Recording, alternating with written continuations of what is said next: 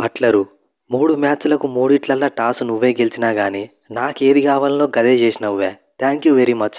టాసులు మీరు గెలిచిల్లు, మ్యాచ్‌లు మేం గెలిచి క్లీన్ స్వీప్ చేసినాం. మా బట్లర్ బాబాయ్ గంతే.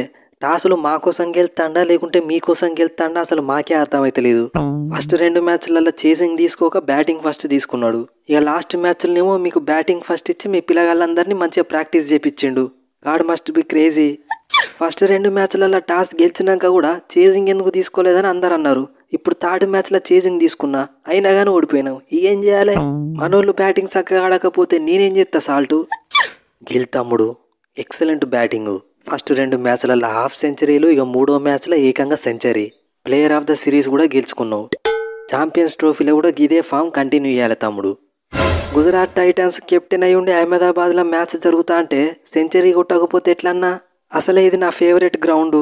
సిరీస్కి ముందు గిల్లుకి వైస్ కెప్టెన్సీ ఎందుకు ఇచ్చిళ్ళు, గిల్లుని అసలు ప్లేయింగ్ లెవెల్ ఎందుకు తీసుకుంటారు అన్నోళ్ళందరికీ సమాధానం దొరికినట్టే కదా. ఇక వన్డేలో డబుల్ సెంచరీ కొట్టిన ప్లేయర్వి నిన్ను తీసుకోకపోతే ఎట్లా తమ్ముడు?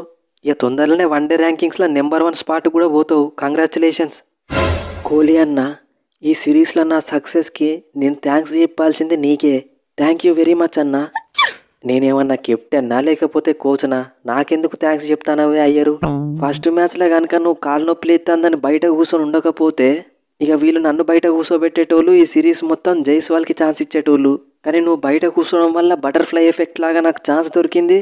3 మ్యాచ్లలో దంచి కొట్టినా ఇప్పుడు ఛాంపియన్స్ ట్రోఫీకి నా స్పాట్ కూడా ఫిక్స్ అయిపోయింది. అందుకు థ్యాంక్స్ చెప్పాల్సింది నీకే కదన్నా. దాందేముంది తమ్ముడు, ఛాన్సులు అందరికీ దొరుకుతాయి. దాన్ని కరెక్ట్గా కొంతమందే వాడుకుంటారు. నువ్వు దొరికిన ఛాన్స్ని 100% ఉపయోగండి. ఒక్క మ్యాచ్ కూడా గెలవలేకపోయినాం. అది కాకుండా రోహిత్ శర్మని, విరాట్ కోహ్లీని ఫామ్లోకి తీసుకొచ్చినాం. ఇంత దారుణంగా సిరీస్ ఓడిపోతామని అస్సలు ఎక్స్పెక్ట్ చేయలే. మరి లేకపోతే ఏందివే బట్లరు, వాళ్ళు దిక్కు స్పిన్ పిచ్చులు తయారు చేసి స్పిన్నర్లను ప్లేయింగ్ లెవెల్లో తీసుకుంటా అంటే నువ్వేమో పేసర్లను పట్టుకొని వస్తే ఎట్లా గెలుస్తావు చెప్పు? ఆడిల్ రషీద్తో పాటు ఇంకొక స్పిన్నర్ టీంలో ఉండేది ఉంటే మనం వట్టిగానే గెలిచేటోళ్ళం. ఇక అంత అయిపోయినాక ఇప్పుడేమనుకుంటే ఏం లాభంతి?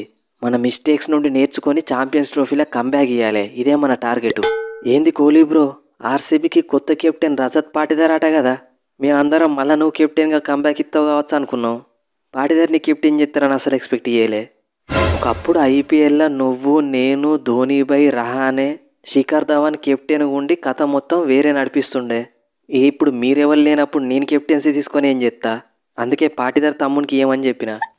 నాకెందుకో నీ మనసులో ఇంకేదో ఉన్నది అనిపిస్తుంది విరాటు. ఇక నీ దగ్గర దాచేదేమున్నది రోహిత్? ఇక నువ్వు ఆల్రెడీ చూసినావు మా ఇంగ్లాండ్ పిల్లగాళ్ళు ఎట్లాడతాలో. లివింగ్స్టన్, బేతెలు, సాల్టు వీళ్ళ ముగ్గురు ఆట చూసినాక ఇక ఎందుకు చక్కగా నారామ్స్ నేను కొట్టుకుంటే సరిపోతుంది అనుకున్నా. మళ్ళా పాపం హెజల్వుడ్కి కూడా ఇంజురీ అయినట్టున్నది కదా. ఇక ఉన్నోళ్ళు చక్కగా ఆడనప్పుడు ఇంజురీ అయిన ప్లేయర్స్ గురించి ఎందుకు? అన్ని టీంలకి ఇంజురీస్ అయితేనే ఉంటాయి. ఎనీవే పాటిదార్ తమ్ముడు అన్న ట్రోఫీ గెలిపిస్తే అదే హ్యాపీ. 2 స్క్వాడ్లో ఉన్న ఒక ఎక్స్ట్రా స్పిన్నర్ని కూడా పక్కకు పెట్టి వన్డేస్ కోసం స్పెషల్గా నిన్ను పట్టుకొచ్చినాం. కానీ నువ్వు మాత్రం అనుకున్న రేంజ్లో ఆడలేదు. అదేదో నేను ఒక్కరిని ఆడితే గెలిచినట్టు చెప్తాను. ఇప్పుడు నేను ఆడలేదు, నువ్వు ఆడలేదు, ఇవన్నీ అనవసరం. నెక్స్ట్ ఛాంపియన్స్ ట్రోఫీ ఎట్లా గెలవాలన్నదే మన టార్గెట్. అంటే ఇక్కడ సిరీస్ క్లీన్ స్వీప్ అయినాక కూడా మీరు నెక్స్ట్ ఛాంపియన్స్ ట్రోఫీ డైరెక్ట్ గెలుచుడు గురించి ఆలోచిస్తారా? ఫస్ట్ ఆస్ట్రేలియాని, సౌత్ ఆఫ్రికాని ఎట్లా ఓడియాలనో ఆలోచించుల్లి. మీరు సెమీఫైనల్కి క్వాలిఫై అయితే కదా ఫస్ట్ గెలుచుడు గురించి ఆలోచించేది. ఇదంటే మీ దేశం మొత్తం స్పిన్నర్లను పట్టుకొచ్చి ఆగమాగం చేసి గెలిచిర్రు. ఛాంపియన్స్ ట్రోఫీ జరిగేది పాకిస్తాన్లా. అక్కడ అన్ని ఫ్లాట్ పిచ్చులే. మా బ్యాటింగ్కి కావాల్సింది కూడా గదే. ఇక అక్కడ మా ప్లేయర్లు ఆడే ఆటను తట్టుకున్నాడు ఎవరి వల్ల కాదు. సాల్టు, మీరు పాకిస్తాన్లో ఉన్న సిమెంట్ రోడ్ల మీద ఆడి క్వాలిఫై అయినా కానీ తర్వాత మాతోని సెమీఫైనల్, ఫైనల్ ఆడబోయేది యూఏఈలా. అక్కడ కూడా పిచ్చులు గిట్లనే మా ఇండియా లెక్కనే స్పిన్కి అనుకూలిస్తాయి. అప్పుడేం చేస్తారు?